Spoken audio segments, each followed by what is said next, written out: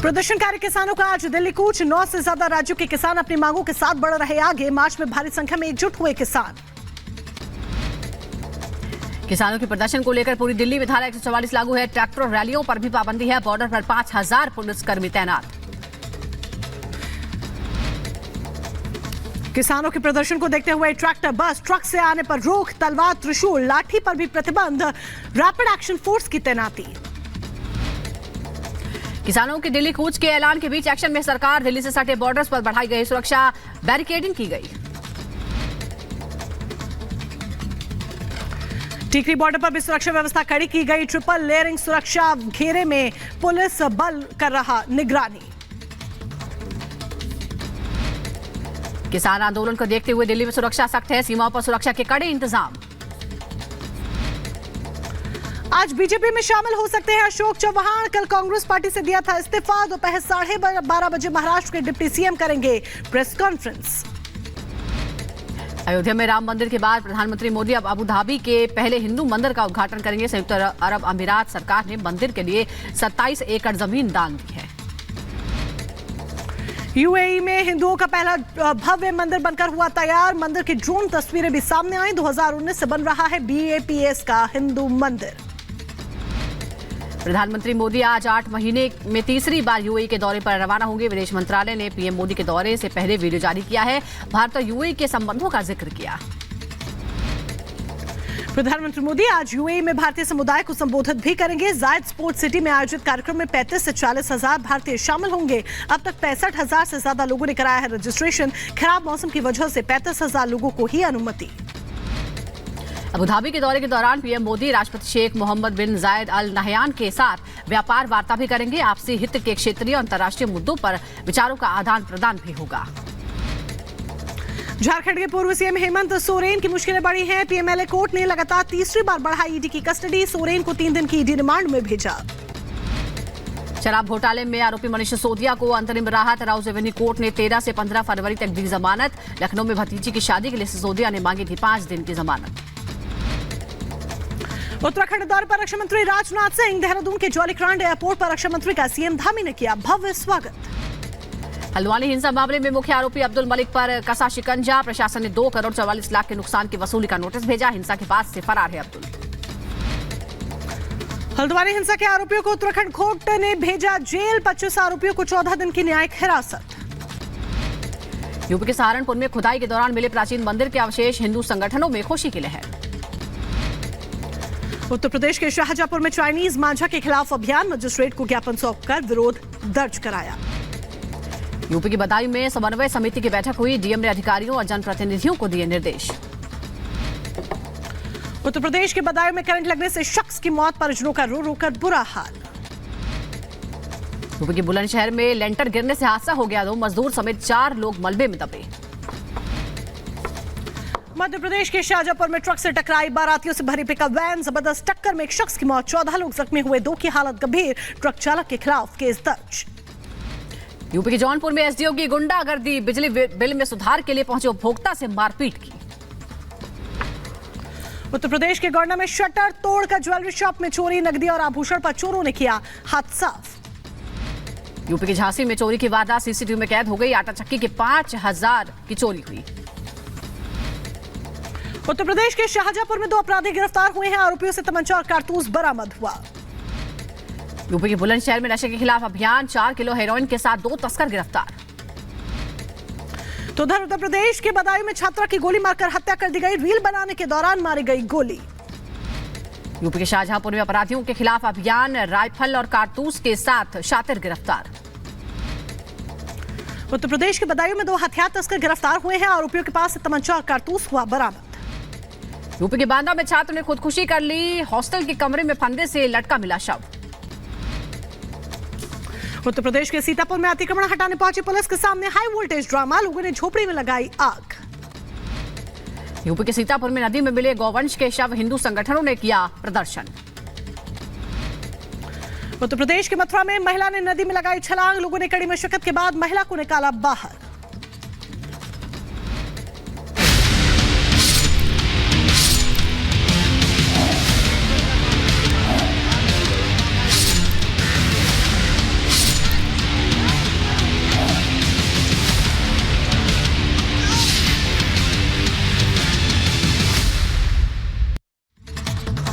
और आज 13 फरवरी को किसानों ने दिल्ली कूच का ऐलान किया है, लेकिन प्रशासन पूरी तरह से मुस्तैद है और राजधानी दिल्ली के जो तमाम बॉर्डर हैं उन्हें सील कर दिया गया है। पुलिस की मुस्तैदी है, सुरक्षा के लिए जवान लगाए गए हैं, बैरिकेडिंग की गई है, कई जगह कीलें भी लगा दी गई हैं क्योंकि दिल्ली में एंट्री नहीं करनी है। किसानों के दिल्ली कूच के ऐलान के बीच सुरक्षा सख्त है। इससे पहले सरकार की तरफ से बातचीत की कोशिश भी की गई, लेकिन बात नहीं बन पाई। एमएसपी पर सरकार ने कमेटी की पेशकश की, किसानों ने ठुकरा दिया है। कूच के ऐलान के बीच सीमाओं पर सुरक्षा बढ़ाई गई है। सरकार के साथ बैठक बेनतीजा रही। एमएसपी की मांग पर अड़े हुए हैं किसान। आपको याद होगा किस तरह से 21 महीने तक पहले आंदोलन चलाया गया था किसानों की तरफ से।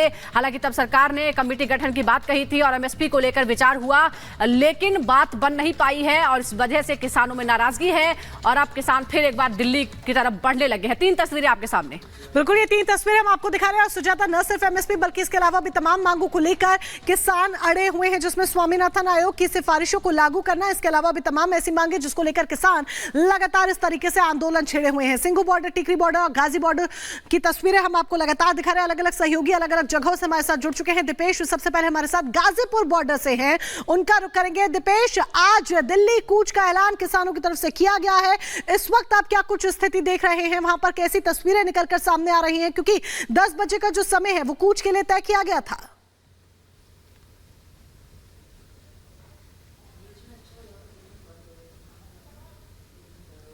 और सिर्फ देखने को अगर मिल रही हैं तो वो है परेशानियां। ये परेशानियां आम लोगों की, आम जनता की। पहले जरा बैरिकेडिंग दिखा देता हूं। दरअसल सीपी ये तस्वीरें दिखाइए, ये गाजीपुर बॉर्डर है और इस गाजीपुर बॉर्डर को फिलहाल पूरी तरह से सील कर दिया गया है ताकि जो किसान हैं वो दिल्ली की तरफ मूव ना कर पाए। अब जरा सीपी इधर की तस्वीरें दिखाइए। ये हैवी ट्रैफिक जो है वो आज सुबह से बना हुआ है। कुछ इस तरह से जो ट्रैफिक है वो 62 तक आपको नजर आएगा, जो मेरठ से होता हुआ दिल्ली की तरफ ये पूरा हाईवे जाता है। उसकी तस्वीरें हैं जहां आपको कई किलोमीटर लंबा जाम मिलेगा।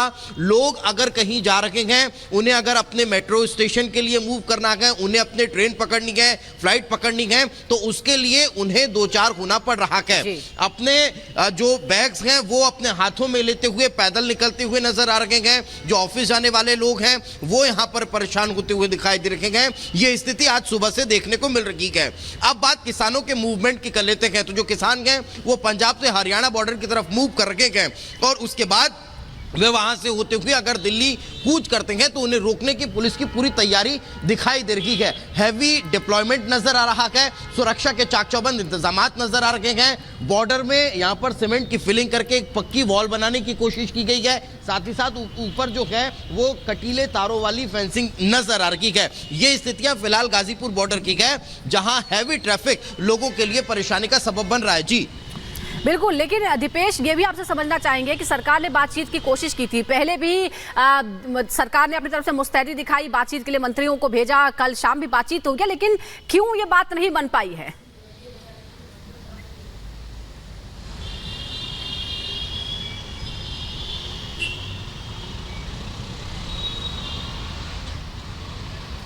चलिए, आवाज नहीं पहुंच पा रही, हम फिर संपर्क करेंगे, लेकिन इस बीच मोनिका तस्वीरें हम दिखा रहे हैं दर्शकों को, किस तरह से बैरिकेड लगाए गए हैं, किस तरह से लोगों को रोका जा रहा है। हालांकि ट्रैफिक को लेकर एडवाइजरी भी है, तो सभी लोग घर से बाहर निकलने से पहले जरूर एक बार देखें कि किन रास्तों पर जाना है, किस रास्ते पे नहीं जाना है।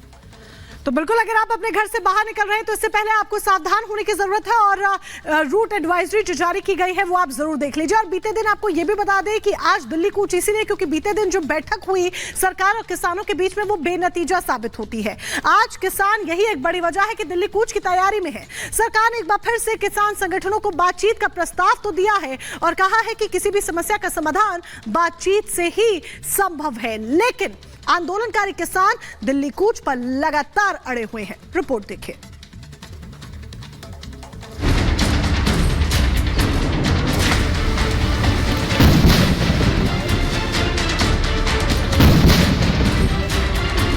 सरकार के पास कोई प्रस्ताव है भी नहीं।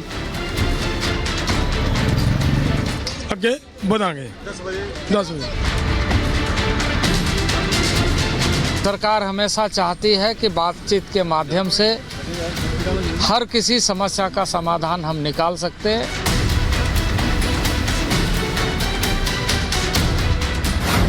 वार्ता से नहीं निकला समाधान, आज दिल्ली कूच की तैयारी में किसान। जब भी सरकार बुलाएगी हम जाएंगे।